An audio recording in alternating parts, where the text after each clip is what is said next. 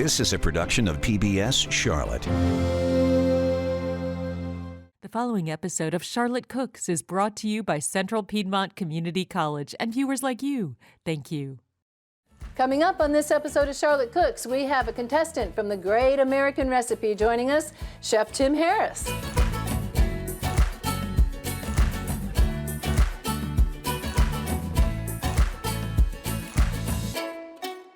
Welcome to this episode of Charlotte Cooks. I'm so glad you're here today because we have got a very special guest. We have got Tim Harris from the Great American Recipe, and I'm so glad you're here. I'm so glad to be here, Chef. Thank you very much. I've watched your show, and it's just a lot of fun. Yes, it's just a lot of fun. So while we are cooking today, I want you to tell us all about your stories about the show, because I know you said what you're going to make us today is going to was something from a contestant and a fellow contestant on the show? Yeah, it was definitely inspired by the show. Okay. One of my favorite episodes was the recipe swap, where we took somebody else's recipe, or I should say we were given somebody else's recipe, and we had to cook that. So this is something that I cooked. This is a slightly different variation that I've made. Once again, I came home, but on the show, what I did was I took a recipe from my fellow castmate May.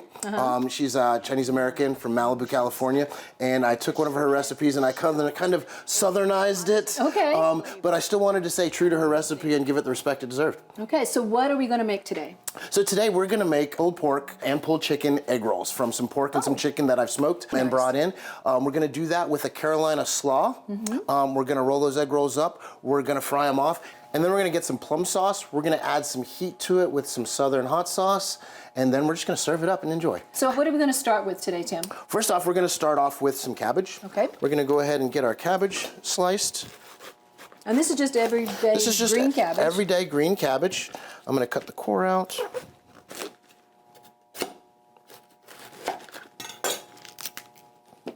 And then I'm just going to start slicing. We're going to use this to make our slaw. And this isn't like your typical mayonnaise-based coleslaw. This is going to be what I call a Carolina slaw. We're going to make a hot dressing to put over it, and let it soak in there for a little bit. And what that'll do is that will help kind of take some of the crunch out of the cabbage, but yet impart a little bit of a a vinegary flavor to it. We'll get our bowl here. We'll go ahead and break this up and get it in there. So the Great American Recipe is a cooking show on PBS. It it has contestants from all over the country. It's specifically home cooks. Every dish has a story, yes, they do. And every person has a story too. So by all the contestants and all of us sharing these recipes, we're sharing a bit of ourselves with America. Absolutely. Just like true to the show, this is a recipe I got from somebody that I've kind of put my own spin on. But you know, like I said, I like to try to keep it as original as possible, so that I, give the respect from where it came from. We're going to grate some carrots into our slaw. I'm just going to use this box grater. Try not to grate my fingers while I'm at it. Yeah. And one of the great things about using a box grater or a shredder like this to grate your carrots is you're not going to have a really hard, crunchy carrot in that salad when it's done. Do want a little bit of texture in there, but we don't want too much texture. The recipe that May gave me had some cabbage as well as some onions, and it was a vegetarian recipe. The thing I learned about her recipe is through her style of cooking, we're traditionally used to cooking based on weights. Cups, ounces, and everything. All of hers were measurements, so it was all weighed out. She said, "Oh, you got to use X amount ounces of this. Get yourself a scale." Because I was grabbing measuring cups. She said, "No, get yourself a scale. You're going to need this." So we're going to get this blended in. I think that's a nice blend on it right there. So Tim, now that we have the ingredients for the slaw, we're going to make the dressing, right? That is correct. And this is a hot dressing. This is a hot dressing, and we're going to put it over this just so it coats everything nice and give us that vinegar bite. We're going to start off with the vinegar. This is apple cider vinegar. Next, we're going to go with a quarter cup of granulated sugar.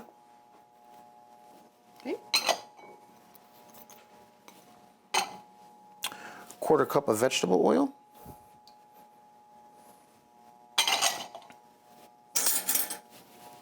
About 4 tablespoons of spicy brown mustard.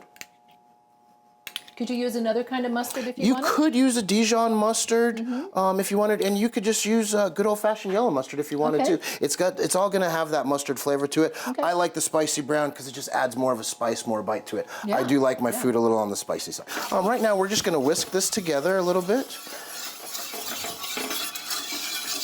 And we're going to keep that on medium heat until the sugar dissolves. We are going to bring it to a fast boil once all the sugar is dissolved. All right. To this, we'll go ahead and add a little bit of salt and pepper.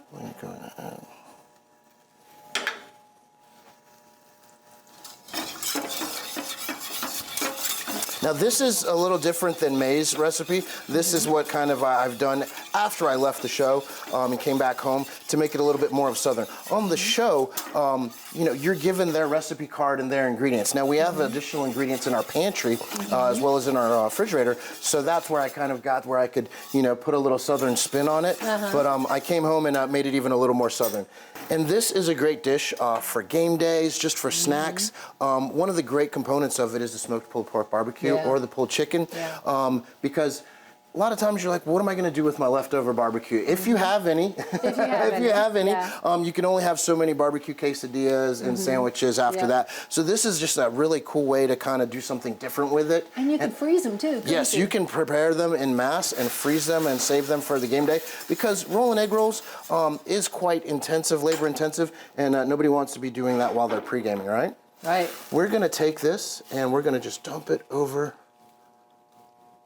our slaw.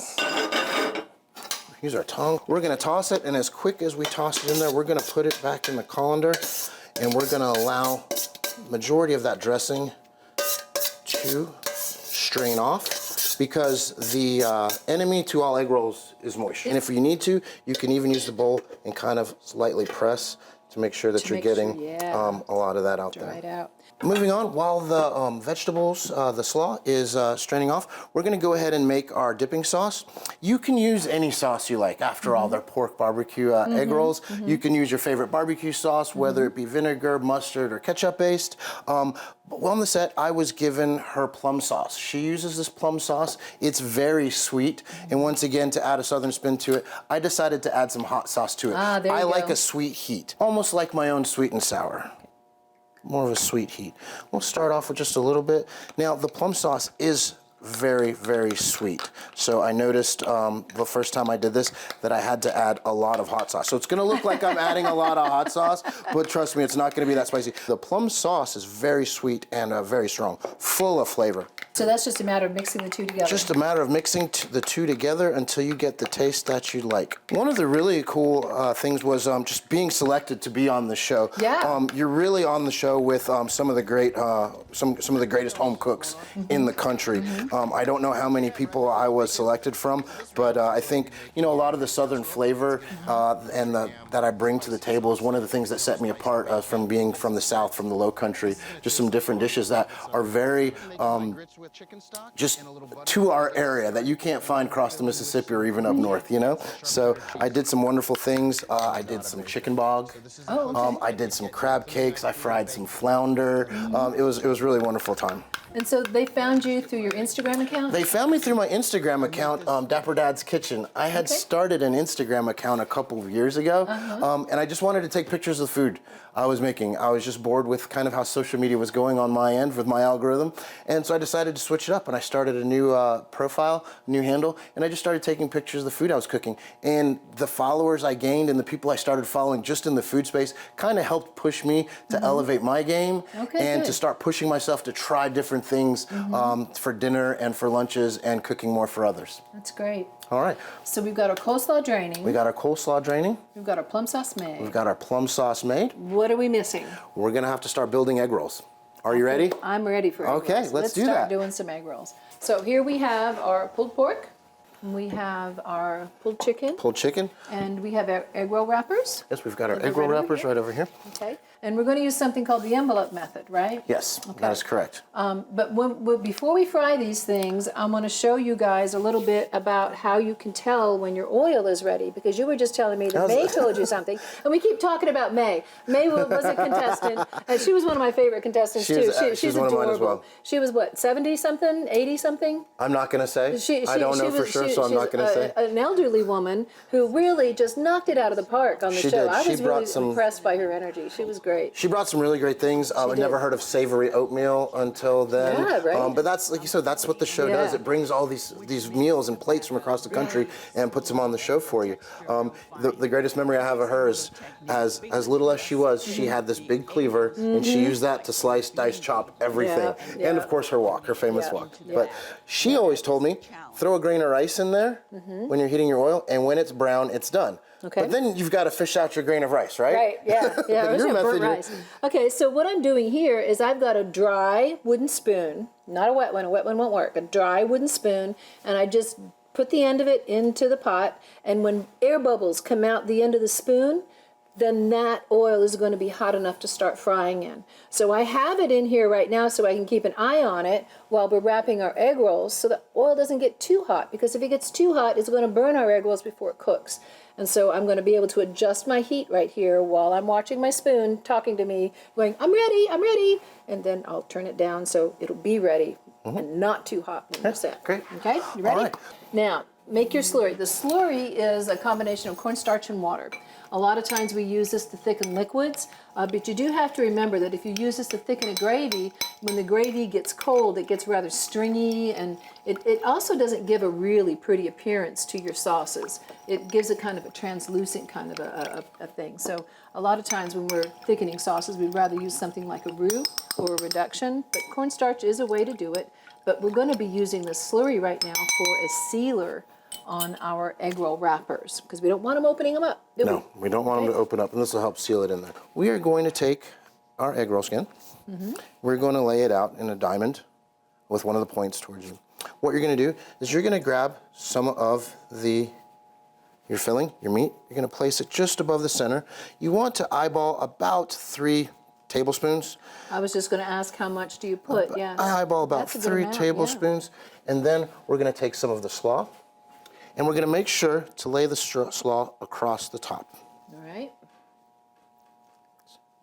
Hope I didn't go too much on this one. You're going to fold up the center like an envelope. You're going to fold over one side. Oh, so that's why it's called the envelope method. It's going to look just like an envelope here in a second. Okay. And you're going to get like this. Now, when you get to, let me get this tucked in here. When you get to this stage, you're just going to take a fingertip in your slurry and kind of just go around the edges. You don't want to use too much, just to dampen that. All right. And then you're going to roll. Ooh, it looks good. And there's your egg roll. There you go. Oh, look at that. That's a good leg roll. So you had mentioned something about smoking and barbecuing. So where did this beautiful meat that we're using right now come from? I smoked this myself at home. This is a pork shoulder, Boston butt. Okay. I season it with some rubs. Sometimes I make it myself. Sometimes I see what I have in the pantry. Other than that, I smoke it low and slow. I like to use cherry wood or pecan. Yeah. I have 3 smokers at the house. I'm really infatuated with my latest one. It's a charcoal smoker, an auto feed charcoal smoker. So it does help me out in certain situations and take some of the guesswork out of timing. It'll hold a temperature, so I can kind of do some other things. But on the weekends, I'm true to the game, and I like to just go ahead and sit there and keep checking on it and keep checking my airflows and everything, and making sure that everything's going right. I think our oil is about ready over here. I'm going to redo this one. I'll redo mine, and we'll step over there and start frying. See about doing the oil. I was gone in Nashville for about 3 weeks. Okay. So you had to make a 3-week commitment, huh? I had to make a 3-week commitment to film the episodes and do the interviews and everything. Okay. It was tough at times being away from my kids. I've got 2 small kids, 8 years old and 5 years old. Okay. Do they like to cook too? My daughter, Brooklyn, she's 8. She likes to bake. Oh, she does. She loves to get in the kitchen with me and try to bake some things. Sebastian, like I said, he's just coming around, but he likes to make pancakes. He likes to work with me in the kitchen when I've got the waffle iron out or when we're making pancakes or something. You're going to have to show your daughter the Oscars show where he did the Jell-O pudding I cake. will. I for sure will. She will. She will make me try that. I know she will. She will make She'll me try probably that. love it. She'll say, Dad, that's my new recipe. We're about ready to cook. So what's your favorite thing about cooking? My favorite thing about cooking is learning new techniques, sharing techniques, and learning most of your techniques and learning from others. Most importantly is pushing myself to try something, try something different, try something that looks hard. Not being afraid to push yourself. Yeah, just trying to level up every time. You can cook the same thing over and over and be good at it, but I like to try to, change it up a little bit, maybe add a little something, try. And being just a home-cooked dad, sometimes you have to switch your recipe based on just what's available in your pantry and your fridge. You do. It's called mystery box every day, right? Yeah, sometimes when you've got plans on making something and you realize you're missing something, you don't have time to run to the store with two kids tearing the house apart. You just got to go for it. They just need food. Yes, that is true. See all the bubbles coming out at the end of that spoon there? That's so simple. Isn't that easy? That's so awesome. All right, we're going to start frying them. I just gently place them in the oil. Ooh, now see how that bubbles up? Just perfect. Perfect. Now you want to be careful not to crowd your pot either. Right. So I think for this size pan, 3 would probably be just three perfect. 3 at a time. Right. Now how long do they take to cook? They take about 3 to 4 minutes, depending on the stuffing. But like I like to just get them as soon as it starts going. I like to flip it over. Oh yeah. So that we get the other side nice and even. So we're starting it, and then we'll keep an eye on it. And that also sets that wrapper too, so it doesn't unwrap. And then other than that, it's just kind of waiting till they get nice and golden brown. Another thing is not to put too much oil because they will float and wrap. So just enough to where they're just hovering off the bottom and they can't really flip themselves over. Because a lot of times what you'll notice is when they do flip over and you try to flip it back, it'll go right back over again. To and where then you're it going to have that white spot on the top or on the other edge of it, yes. So that's a good tip. That's a good tip. Don't put too much oil so they can continue to flip. It's good. So this is, again, a wonderful example of learning a technique and learning a recipe, and then I wouldn't say completely flipping it upside down, but taking the basics of it and making it your own with your own flavors from your own home. Yes, absolutely. These are nearing completion. When they get nice and golden brown like that, that's when we know that they're done. Everything else on the inside, we're not trying to cook what's inside. Everything else is on the inside is already cooked. So we're just trying to get that nice, crispy, golden brown. We'll set these on our rack here. So they're not just sitting in oil, and they can actually drain off a little bit. Now, do we salt them or anything at this point? You don't salt them, but what I did bring is I brought a little bit of, if I can step over here, a neat little trick. This isn't in the recipe, but there's a neat little trick. As soon as they come out, take some of your barbecue rub and sprinkle it over the top. Oh, that's a wonderful idea. Just to give it a little more, you know? Because they always say, if you fry something, you better salt it. So this is, instead of salting, we're adding a little seasoning. And that's lovely. One of the greatest takeaways from the show was to know and learn there's a lot of other folks just like me that haven't been to culinary school, that aren't chefs, but they're doing wonderful things in their home kitchens every day of the week, sharing recipes with friends, feeding their family, learning things. And we developed a lot of good relationships with the castmates, with each other. We had, as soon as we got there, we kind of had started a group chat. Oh, yeah, good. And we've kept it to this day. Oh, nice. So yeah, everybody, we were chatting on there, like when the episodes were coming out, we were like, oh my God, look at you, like here we go, guys. And it was really cool to keep in touch and to still have kept in touch. We said, it's kind of like I have a whole new group of brothers and sisters. Yeah, and they're from all over the country, And they're from all over the country, from different walks of life. Nice. That's really nice. The judges were awesome. They weren't, like you said, they weren't there to tear us down and tell us everything we did wrong. They did provide a lot of feedback. And one of the main things about that was making sure we paid attention to what they said for the next round, because they were looking at things like that. There was a point, I remember, where the judges were telling us, like, we may seem like we're getting nitpicky, but that's because we were making it so hard for them, they told us. They said, for some home cooks, we might appear like we're nitpicking stuff, but that's what you've brought us to with all the power that they brought to the table and everything. So it was really good. That's really great. Let's go ahead and plate. We're going to start off with some of our sauce. You got to have something to dip. You have to with these.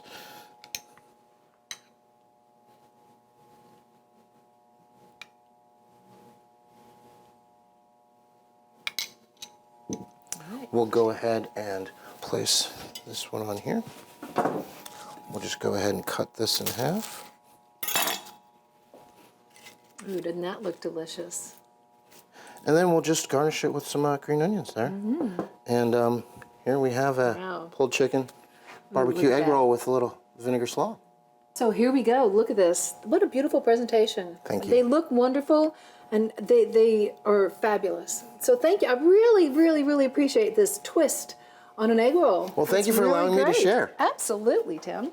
So here we have our pulled pork and pulled chicken egg rolls with a sweet heat plum sauce with a, what kind of slaw would you call that? It's like, we call it a Carolina slaw. Okay. It's not your typical mayonnaise-based coleslaw. Right. So you just kind of flash it with the hot dressing, and it tastes great. Usually you'd serve it immediately if you were serving it as a side. Thank you so much for being on the show, Tim. This was fabulous. Thank you so much for having me. This is a great experience. This is really wonderful. We really enjoy this, and I think everybody at home is going to try this. Thank you for watching this episode of Charlotte Cooks, and you can grab the recipes off of our website at pbscharlotte.org.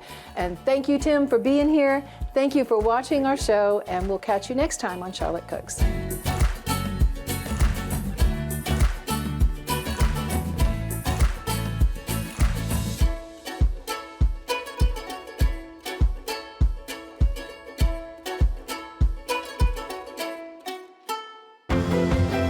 A production of PBS Charlotte.